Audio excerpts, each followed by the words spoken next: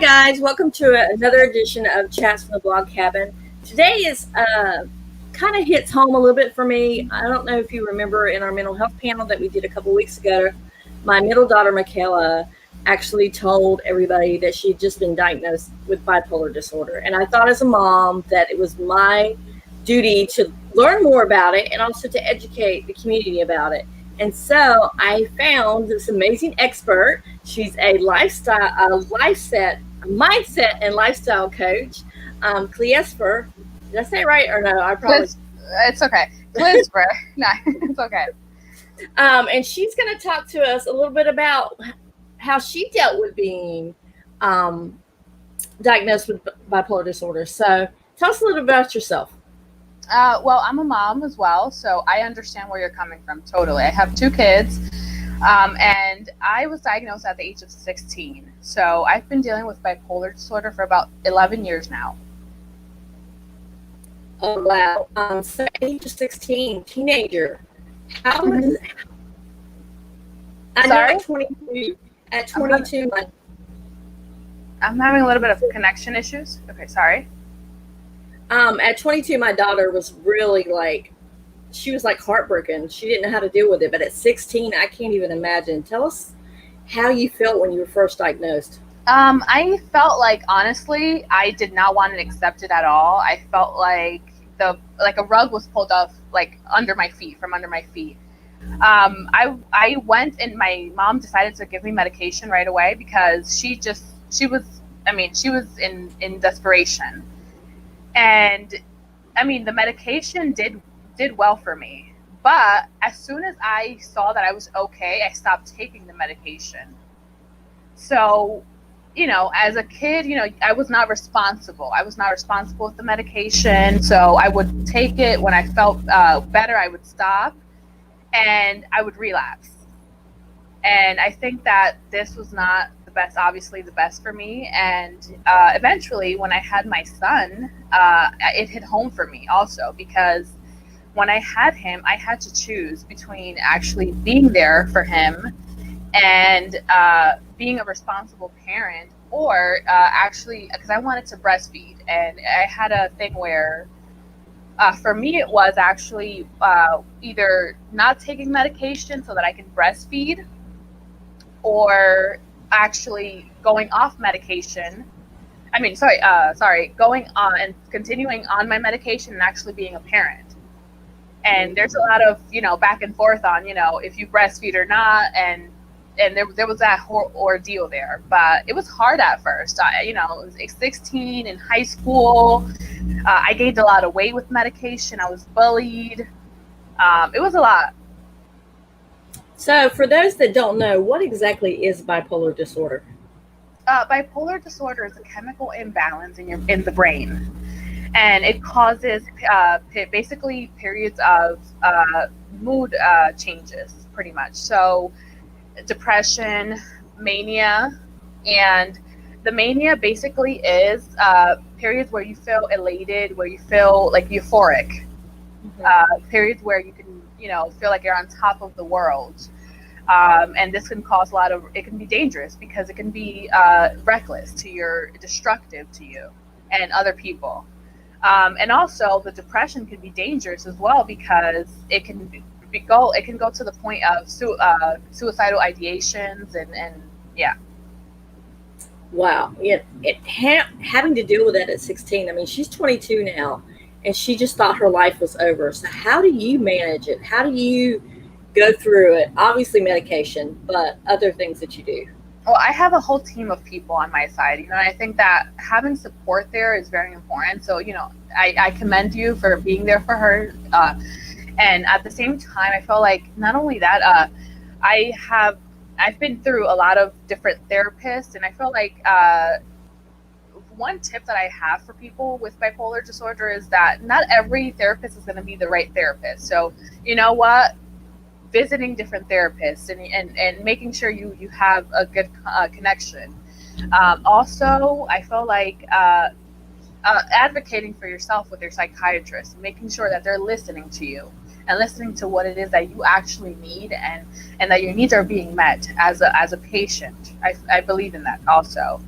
And another thing too is, you know, being in control, I feel like, of your symptoms. I feel like anything, if you feel anything at all is not right, be in control of your intuition. If you feel that at all anything is not okay, tell someone to go and ask someone for help. I think that's major. That's the strongest thing that a person with any type of illness or anything can do, is to ask for help. A lot of people think it's weak, but it's actually the strongest thing you can do.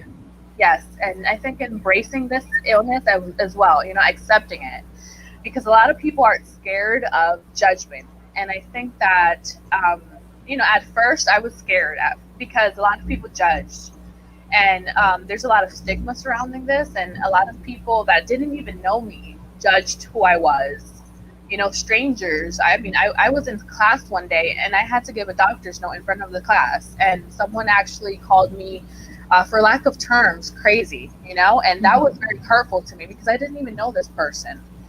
And I think that, if you don't know someone, if you don't, or not even if you know the person, I don't think that it's nice to call people names, and especially because this illness is just like any other illness out there. It's just because it's not, it's not, you can't see this illness, any other mental health illness. Just because you can't see it doesn't mean that it's not like any other illness out there. And I think that people with the illness need to embrace it, and accept it for what it is, and get help if they need it. I know we were talking right before we came on, because I told you that my girls are Mexican Americans. They're from Mexico. And you said your husband's from Mexico and you're from what, the Dominican? Yeah, Dominican Republic. And we were talking about the Hispanic culture really doesn't embrace this type of thing. They kind of like don't talk about it. So let's talk about some of the cultural biases around it. Yeah, I think there's a lot of taboo around it, and I think a lot of that is because of the stigma surrounding it, and I think that it's not something to hide. It's not something, and I think a lot of that with the culture biases is because a lot of people fear about what other people are going to say about their family, or how people are going to judge the other person. And I think that, who cares what people think? At this point, the most important thing is that you get the help you need and that you are okay. Also too, it tends to be run in family genetic, and that's something that we couldn't even trace back on my husband's side, because they don't even talk about it, or they don't go to the doctor for it. So how can we make sure that we are saying that, it's if it's in the family line? That's basically what I'm asking. Basically, I think that just speaking up and making, asking the right questions. I think that's the only way we can find out. Now, you are a life mindset coach. So tell me about how you help people navigate the bipolar disorder.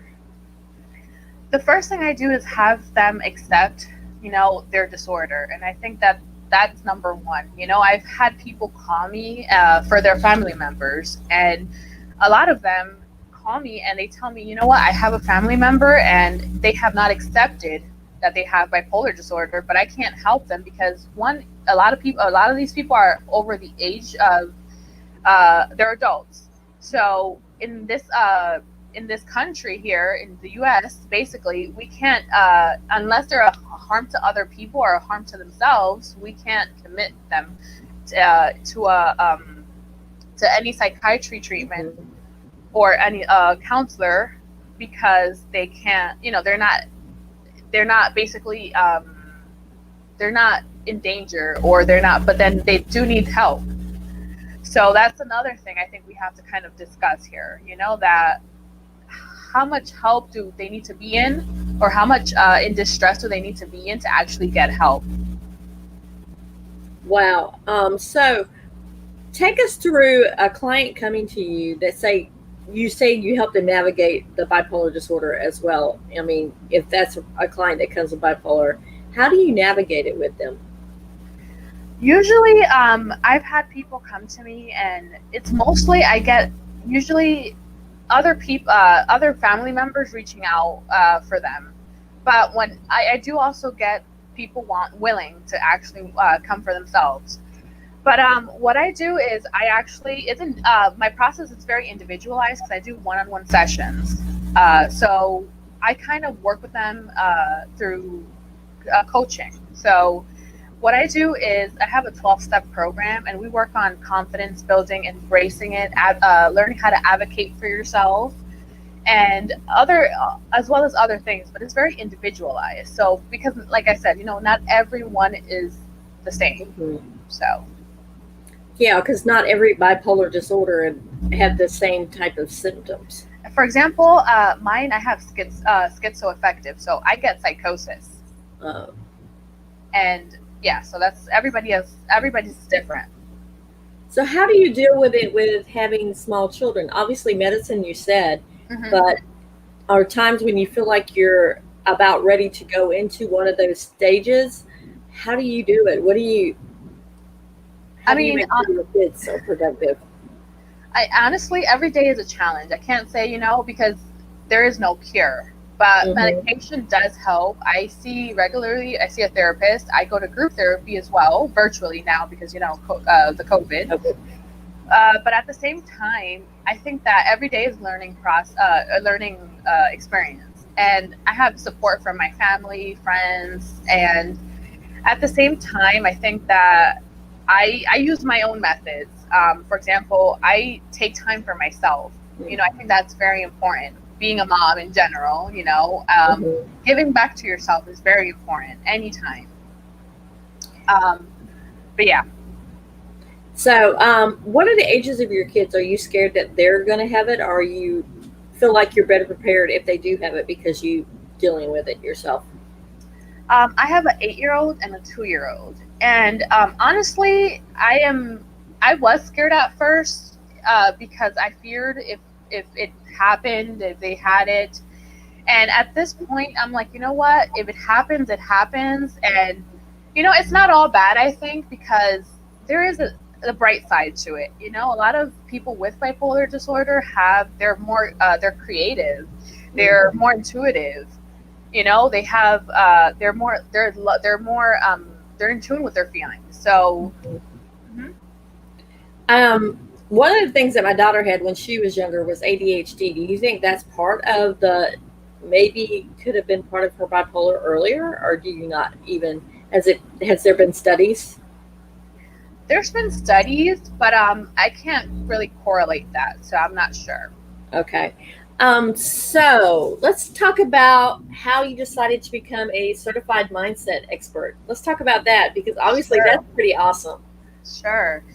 Honestly, I remember days when I just wanted to help people and I was too sick to do it. And I remember being in moments where I was psychotic, just trying to reach out to these people like Demi Lovato and other big people out there with this disorder, and I just didn't know how to do it. I didn't know how to, because I was I was sick, obviously, but I just didn't know how to do any of it.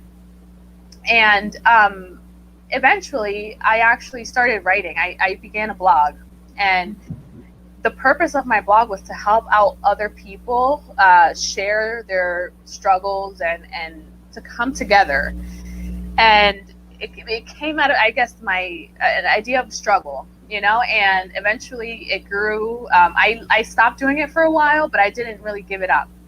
Eventually, I ended up deciding, you know what, I have to do this because it's my passion. I love doing it. And I decided, you know what, I'm going to get certified and continue with my dream. And I met a publicist who helped me get on WebMD, on Good Housekeeping magazine, and you know what, it seemed a lot closer, the dream. So now I'm actually not only certified, but at the same time I'm actually helping other people. So yeah, it's all possible. I love how you're taking something that could have been very detrimental and very demeaning and very life-changing. Well, it was life-changing, but you took it in a positive direction instead of taking it into the negative direction. How did you focus on that? Because like you said, when you were 16, you were not focused. How did you make that turn, make that switch? I think the turning point for me was living in New Jersey. I lived in New Jersey, and I was in a very low point. I was in a health crisis. I had just got, I was in the hospital for about a month. I had lost my job due to the health crisis. I had just gotten married. My dad had just passed away, and I was living with my mom, just newlywed, and with my son. And I was just like, you know what? This is not the life I want. And I think that was a turning point for me. I was just like, you know what? I have to do something about it, or either do something about it or stay here. And I think that was the changing point for me. And when I decided to do something about it, it just turned around, So at that point, you said you decided to do something about it. Do you have ever had any thoughts of suicidal thoughts, suicidal ideologies, or anything like that went along with the bipolar? I did. Usually those happened when I was younger. As I got older, they kind of dissipated a little bit, but eventually, like at that point in my life, I was depressed. But I guess like after thinking about my life and everything that I was going through, I decided, you know what? My husband was telling me, let's move to Tennessee, and I saw a different future, and I ended up moving here, and you know what? It was the best decision I've ever made. So what makes you an advocate for people now, for the bipolar? What made you decide to, I know you already said a little bit about you wanted to help people, but what made you decide to finally come out? And like, in my mental health panel, one of the therapists on there said that in the South, we don't have our crazy. We just bring them out in the front porch and we talk about them. You know what I'm saying? But up north, they don't talk about it. Different places in the United States, you don't talk about certain things. So what made you decide, okay, I'm going to be vocal about this. I'm going to start telling people so I can help other people?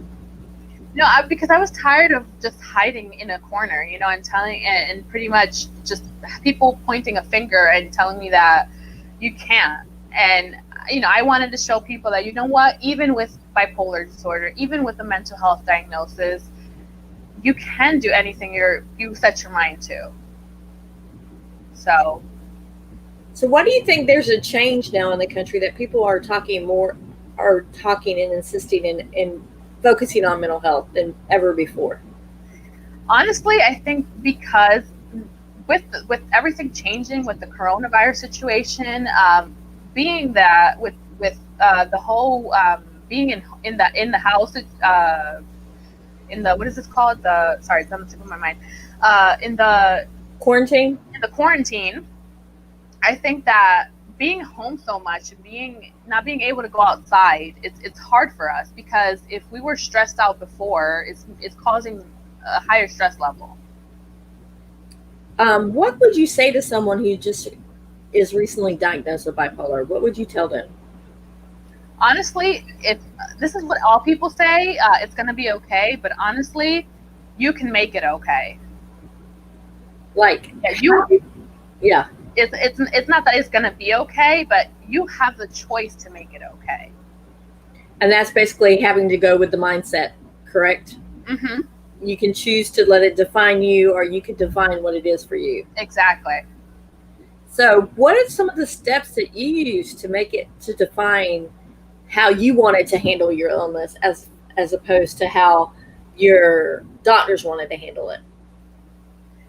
Honestly, I just start, I think that there's a thing out there that a lot of people say that I'm never going to be ready. I'm never going to be pretty enough. I'm never going to be good enough. I'm never going to be, you know what? And there's never going to be a good enough out there. And there's, what I always say is, it's just starting. It's just a matter of actually just going out there and putting your foot in the door and starting and doing something about it. Because a year ago, 2 years ago, I didn't know enough, as much as I know now. And it just took me starting and doing what I'm doing now. And now I know enough. I know more. But there's a saying, a quote, let me see if I get it right. Hold on. If you start 3 months from now, if you start today, 3 months from now, you'll do more. Now, think if you start, if you don't start sorry. Let me think if you don't start today, 3 months from now, if you don't do nothing, pretty much. Mm-hmm. So, do you kind of get the idea? Yeah. Yeah. It's like 3 months from now, if you haven't started, you're still going to be the same place. But at least 3 months, you could be 2 or 3 steps ahead. Exactly. Instead of 2 or 3 steps, or in the same place or behind everybody else. Mm-hmm. So, how do you manage your mental health? Honestly, I think it's a lot of meditation.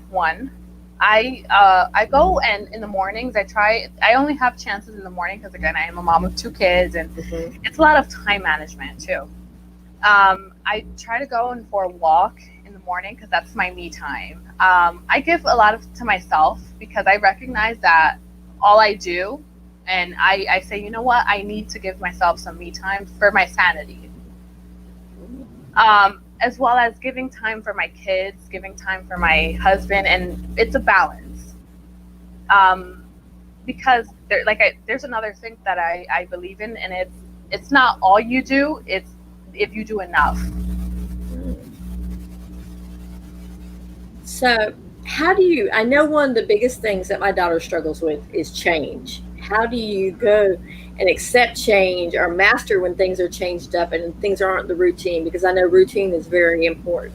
Mm-hmm. Well, honestly, I think change in life it's inevitable, and it's hard sometimes for people to just change everything and go about change. But honestly, for me, I think the way I master change is just there's one, I think that it's just about just the mindset. I think that, for example, if you tell yourself, I'll say a little something I don't like doing dishes, right? And if I tell myself, you know what, I'm gonna do these dishes, and I'm gonna do this late. I'm gonna get to eat ice cream later.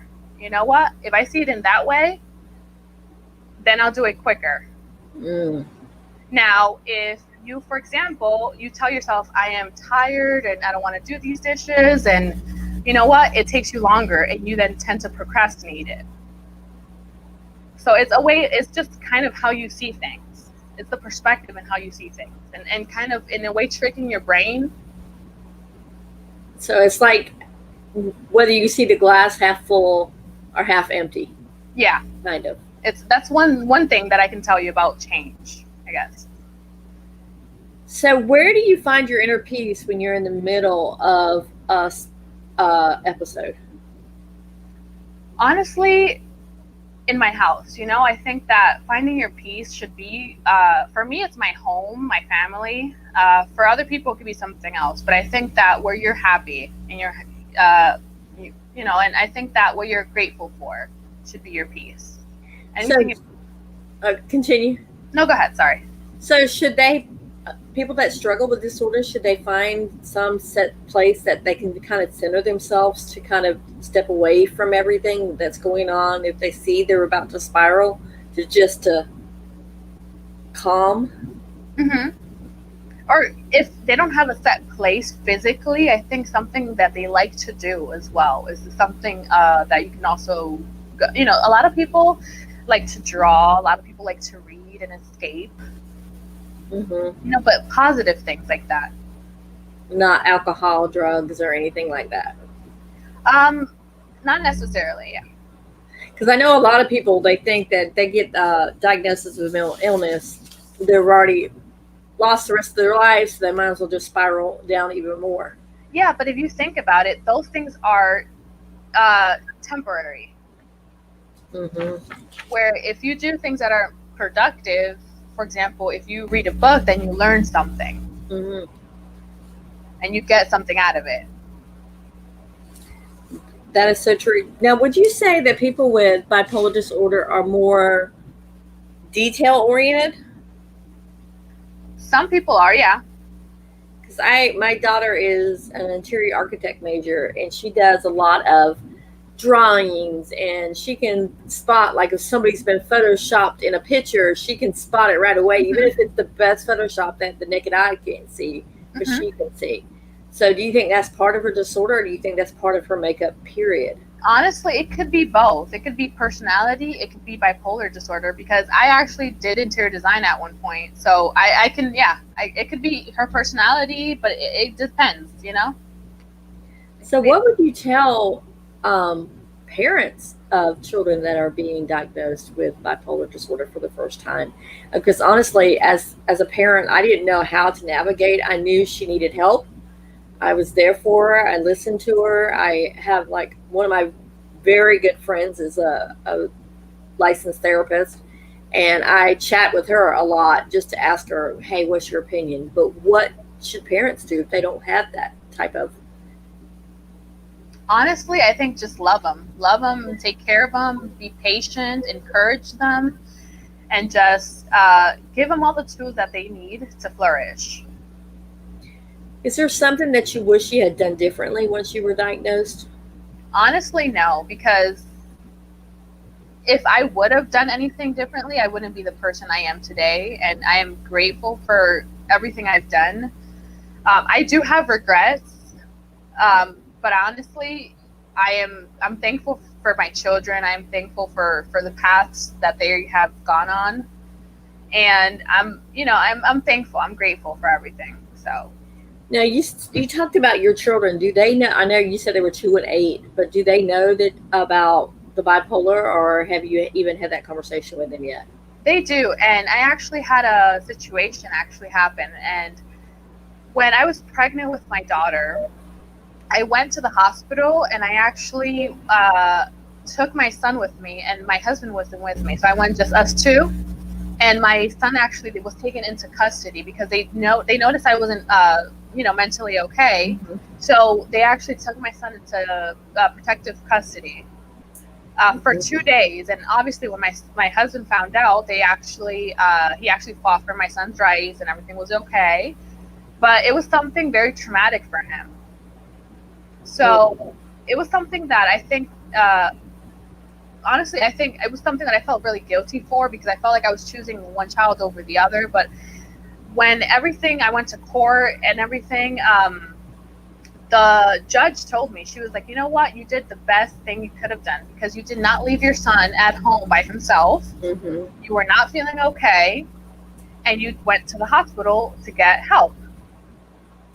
And even though, he was taken into to custody or whatever, he was taken care of, which of course I was going through, a terrible time. He was going through a terrible time, but I did the best thing I could at that time. And I think that a lot of parents go through that because of certain situations of mental health and certain issues. But yeah, like, they're aware of my diagnosis, and so yeah. So at the hospital, did they treat you with respect when all this was happening, or did they treat you okay? Because I hate to say this, but some of the cultural bias and stereotypes in the United States, they're more likely to go against someone who's of a different color than they are. So I was just wondering how they treated you, as far as, because you're Latina, and how far they treated you with respect. Because I know if some other people had gone in, maybe it might have been the way you handled the situation as well. Mm-hmm. That's it. I think I mean, considering the situation, I believe I was really calm, because they explained to me the whole process, and they told me he was only going to be there for 2 days, and I was very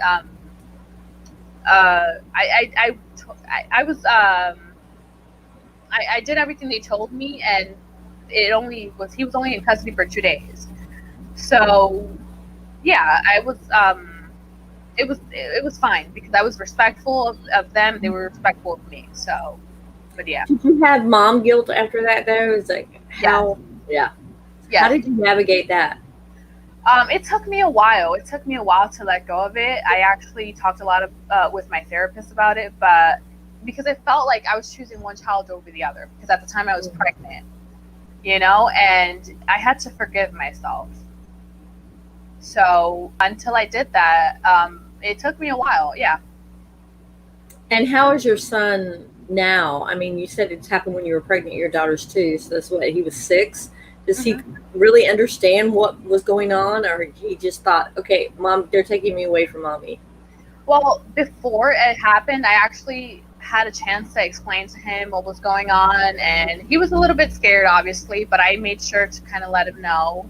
And eventually, when I got out of the hospital, I saw him, and everything was fine. But he still has a little bit of issues from it, but I'm working on that with him. I guess there may be a lot of separation anxiety with him. If you're out of sight, not sure where you're at. Correct? Not right now, because he's older. Because he's 8 now. He understands. He knows. Okay, I'm going to the supermarket, or I'm here. You're going to be in the babysitter's house. So he understands now. So how do you, as a parent that has bipolar, how do you navigate explaining it to your kids if someone's just recently diagnosed? I think that being honest and trying to not complicate things for them, depending obviously on their age level, on how old they are. But just try to be as simple as possible. Because I know at the very beginning you said that it was a chemical imbalance in your brain. How do you take that and say it's a chemical imbalance for them to understand that it's maybe not something they did, or something that, mommy's okay, it's just something in her body doesn't work right? Is that basically what you're saying to them?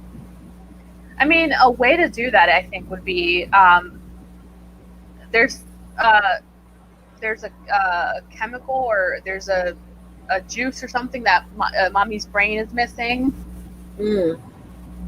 Oh, I love that. So what is one thing, I already asked you one thing, you said it to be okay, but what are some other tips that you can give people that are kind of navigating this bipolar disorder? I think that one of them is trust your doctor. I think that sometimes if you're having suicidal thoughts, please go to the hospital, or to the, there's an alliance also. And if you, or just talk to someone about it, obviously, reach out for help. Also trust your psychiatrist for your medication.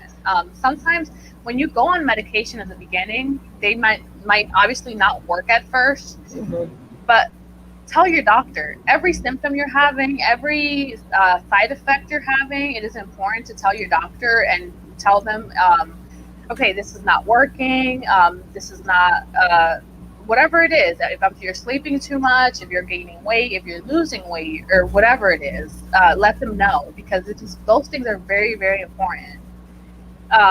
Another thing too is your counselor. If your counselor, for whatever reason that you don't have a good connection with them, it's also very important, because this is the person you're supposed to share your stuff with, so that you can get help.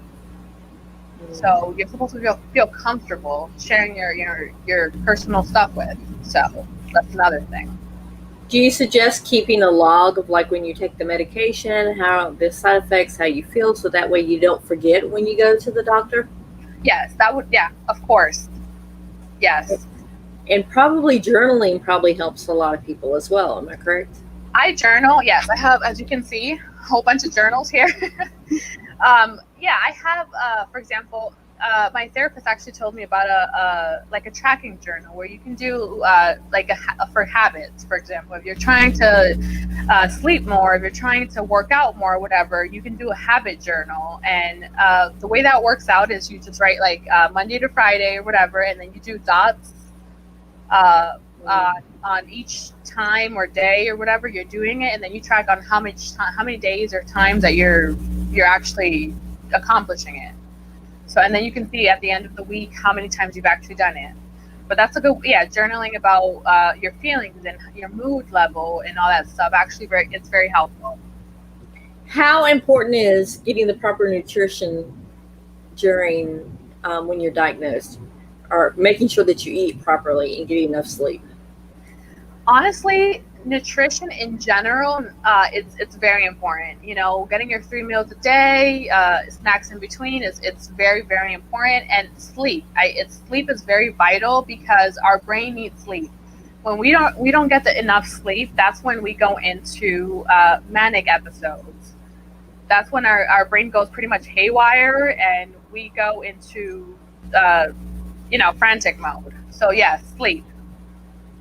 So talk about manic episodes. What do they look like? I know for everybody it's different, but just in general. Well, there's 2 different types. There's hypomania, which they're a little bit less severe, and there is the extreme, like the more the mania, and those are pretty much overspending, not sleeping, and having endless amount of energy. And they're very destructive. They can be, at one point I was manic and I was actually telling my ex-boyfriend, I was just like, can we go jump off a building? And don't do that. But it was things like that, that's very, very reckless driving and doing things like that. And yeah, it can get to that point. So it's very dangerous. Wow. And you probably thought, let's go jump off the building. Nothing's going to happen to me. I'm just like you're Superwoman. Yeah. And yeah, it gets because you have this grandiosity, and you think that you're invincible. You also can get where you have these. If you do get, like, for example, I get psychosis with it. So you can hear things and see things that are not really there. So mix that with the mania, and it's just pretty much. Think like you're in Narnia or something, you're like in different worlds. So it's wow, it's different. Well, now that you're mentioning that, my daughter actually told us when she was younger, that she could see angels when we would go to church. And in Hispanic culture, that's like, oh, that's okay, that's you see angels, that's great. You see auras, that's great, because it's all about the spiritual and the Hispanic culture. So I wonder if that was the beginning and we just didn't know it. Well, a lot of people do get visions or things like that with the psychosis, and they're related a lot to things from God. They're related with things with church and God, and like they think that they're like being sent from heaven or God or things like that. Like they're getting signs. But a lot of people do get things like that too. So yeah, those are things to watch out for as well. Yeah. I'm wondering also too, I know this is getting into like woohoo stuff, but does that spirits kind of attach themselves to people that don't have I don't want to say don't have the right makeup, because that's the wrong word, but have that chemical imbalance that they are able to slip in through? I know it's getting woo-woo and kind of that's the culture. That's the culture. Yeah. And you know what? My pastor, for example, he'd say, in his religion, he would say, you know what, you're just demonized. That's just demons going that and that you have attached.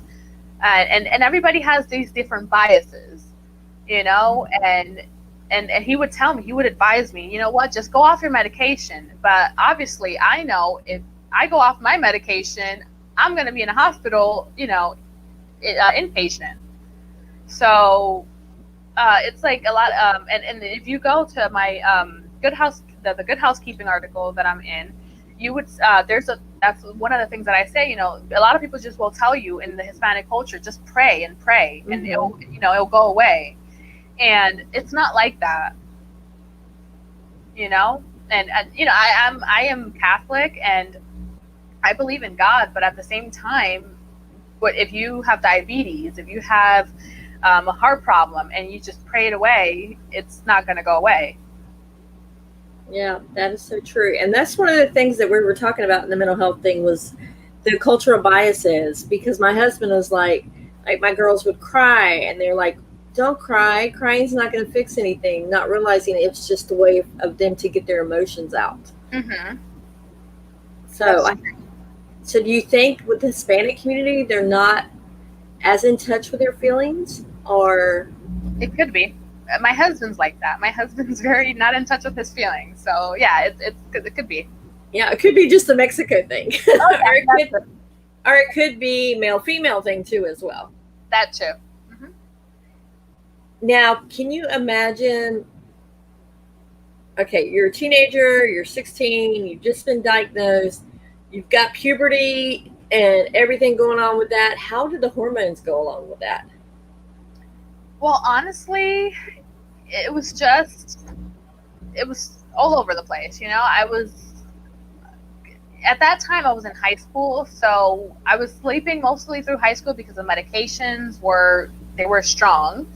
And at that point, I ended up dropping out of high school because I think it was sophomore year. Junior year. They told me I had to do 2 more years of high school, and I was just like, I'm almost graduating.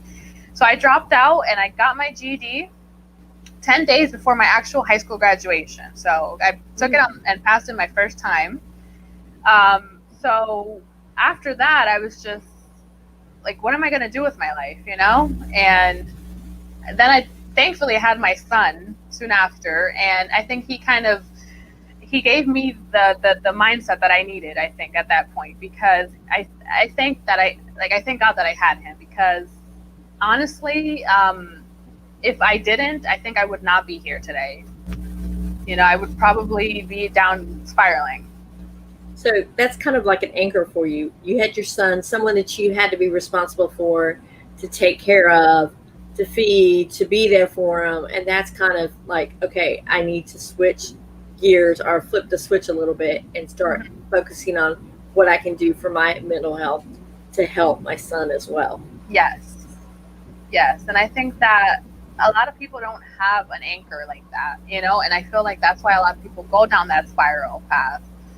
And until they find themselves in the pit bottom, they don't see that, I have to do something about it. Or until they get an anchor, like we say, they don't see, I have to do something about it. But, that's why a lot of people like me and therapists and psychiatrists are out there to actually, get people out of those situations, or before they get into those situations, to help them and guide them.